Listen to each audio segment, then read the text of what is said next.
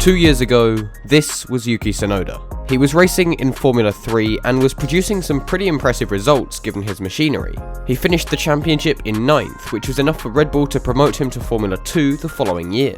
It was again a stellar season for the Japanese driver when he joined Formula 2, finishing 3rd in the championship as a rookie, earning the Antoine Hubert Award as he did so. Following extensive testing of Formula 1 machinery over the course of last year, Yuki Tsunoda was announced as the replacement for Danny Kvyat at AlphaTauri for 2021. Given the impact he made in the Junior Series, many people expected him to give Pierre Gasly a run for his money in Formula 1.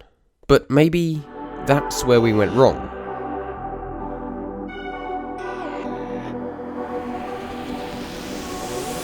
On Tsunoda's F1 debut, he showed a lot of promise. While this didn't come to fruition in qualifying when he failed to make it to Q3, he cut his way through the pack on Sunday to finish 9th, prompting a wave of praise. Even Helmut Marko, a man who is usually very critical of his drivers, was quick to compliment Tsunoda, saying that he believed he could be Japan's first ever world champion. Ross Brawn claimed that Tsunoda was the best rookie for years, which was high praise indeed considering the caliber of rookies recently. But as always in this sport, the highs would only last so long.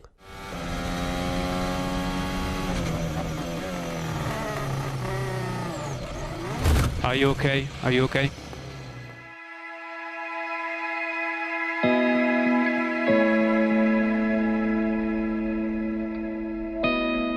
After crashing out of qualifying and spinning in the race in Imola, things were a different story for Tsunoda. He was quick to call himself out on the mistakes, as were many of his fans. Things were already being said about his attitude, and the mistakes he made in Imola just fueled the criticism. Suddenly, Tsunoda had gone from an exciting prospect to just another F1 rookie. In Portugal, he qualified and finished outside of the top 10. Spain, he went out in Q1 and suffered an engine failure in the race. And in Monaco, he was out in Q1 again, and despite 2 retirements ahead of him, he finished in the same position he started in.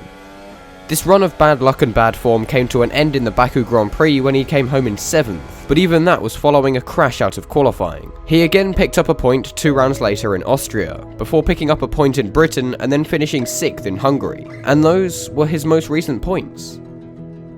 In total, he has 18 of them, putting him 13th in the standings, while Gasly has 66. This is a worrying margin for the halfway point of the season, and although luck has been partly to blame, it's become rather hard to argue in Tsunoda's favour. In fact, even he himself has been critical of the performances he's put in, so he clearly expects higher of himself. Putting aside the less than ideal results, Tsunoda has cost his team more than $1 million in damage to the car, while his teammate has caused 1/10 of that. This is one of the reasons that Toro Rosso dropped Brendan Hartley at the end of 2018, so up until recently, there was more than just the concern of the bad results for Yuki.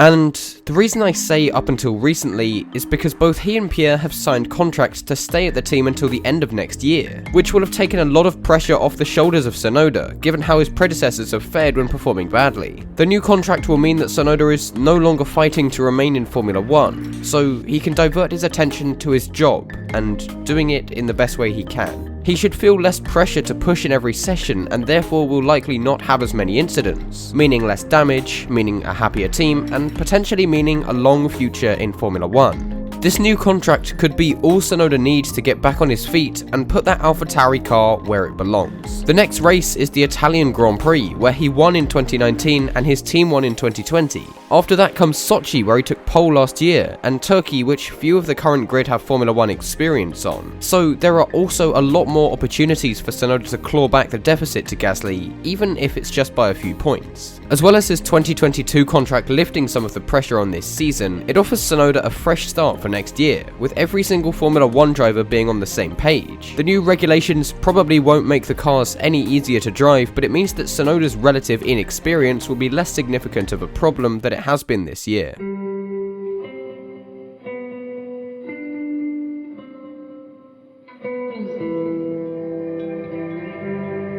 But let's address the question I've set out to answer.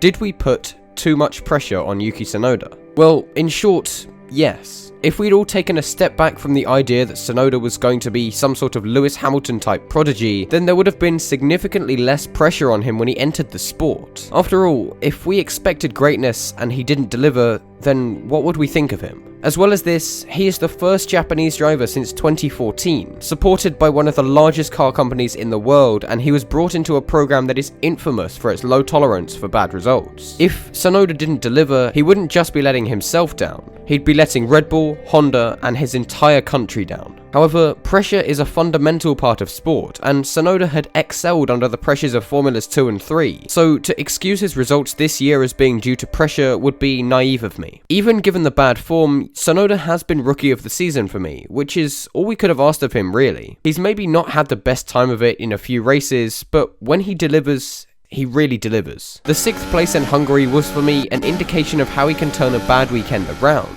And Tsunoda is yet to damage the car in a race, something that his teammate has done, as well as both of the other rookies. But let me cast your minds back to 2015.